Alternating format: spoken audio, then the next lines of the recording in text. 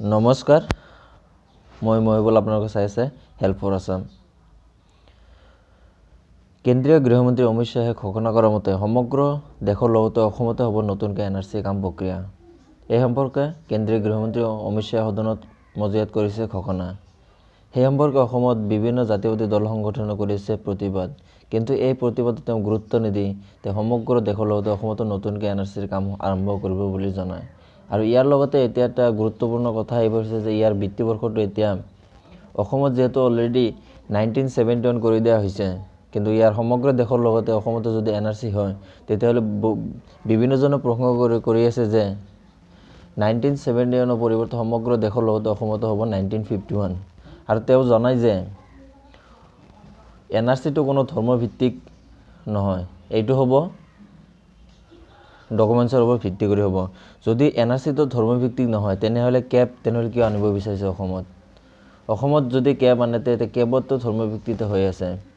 ইয়াত 4টা সম্প্ৰদায়ৰ মানুহে ইয়াতে আহিব পাৰিব, বাকী এটা সম্প্ৰদায়ৰ মানুহে ইছলাম ধৰ্মীয় সম্প্ৰদায়ৰ মানুহে আহিব নোৱাৰিব।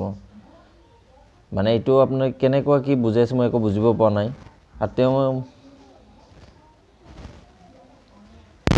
আৰু ইয়াৰ লগতে কিছুমান মন্তব্য কৰে অমিত শ্বাহে। কেব আৰু এনআৰচিক লৈ উত্তাল ৰাজ্যৰ, তাৰ মাজতে কেন্দ্ৰীয় গৃহমন্ত্ৰী অমিত শ্বাহে কৰিছে কিছু গুৰুত্বপূৰ্ণ মন্তব্য। অসমীয়া জাতিৰ প্ৰতি ভাবুকি বুলি ক'ব বিচৰা নাগৰিকত্ব সংশোধনী বিধেয়কৰ বিৰুদ্ধে ৰাজ্যত অব্যাহত আছে উত্তাল প্ৰতিবাদ।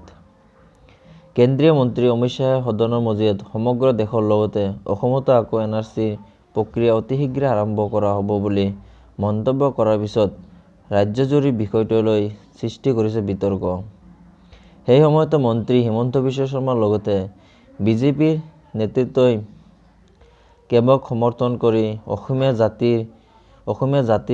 অসমীয়াৰ প্ৰতি সত্তাক ভেঙু চাঙলি কৰি অহা দেখিবলৈ পোৱা।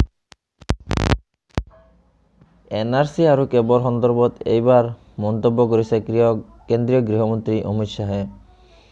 এজেণ্ডা ঝাৰখণ্ডত অনুষ্ঠানত উপস্থিত থাকি কেন্দ্ৰীয় গৃহমন্ত্ৰীয়ে কয় যে ৰাষ্ট্ৰীয় নাগৰিকপঞ্জী সমগ্ৰ দেশতে আৰম্ভ হ'ব, যিহেতু অসম ভাৰতৰে অংগ, গতিকে অসমতো হ'ব এনআৰচিৰ কাম। কিন্তু অলৰেডি এনআৰচিৰ কাম অসমত হৈ গৈছে আৰু নতুনকৈ এনআৰচিৰ কাম আৰম্ভ হ'ব।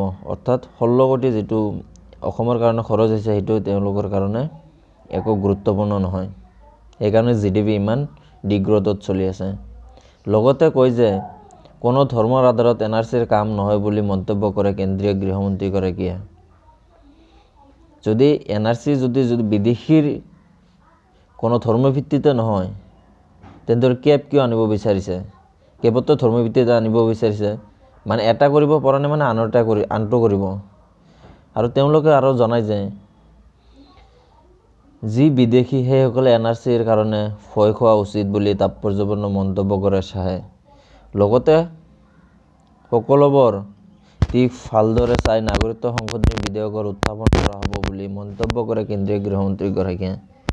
মইতো একো বুজি নাপালোৱে। যদি এনআৰচি যদি ধৰ্মভিত্তিত নহয়, কেব কিয় আনিব বিচাৰিছে? এই মন্তব্য কিন্তু আপোনাৰ বিৰাট দৰকাৰী আছে। আপুনি ইয়াৰ বিষয়ে আপোনাৰ এই মন্তব্য তলৰ কমেণ্ট বক্সত জনাব। আৰু চেনেলটো ছাবস্ক্ৰাইব কৰি দিব, লগতে ভিডিঅ'টো লাইক কৰি দিব। থেংক ইউ, বাই।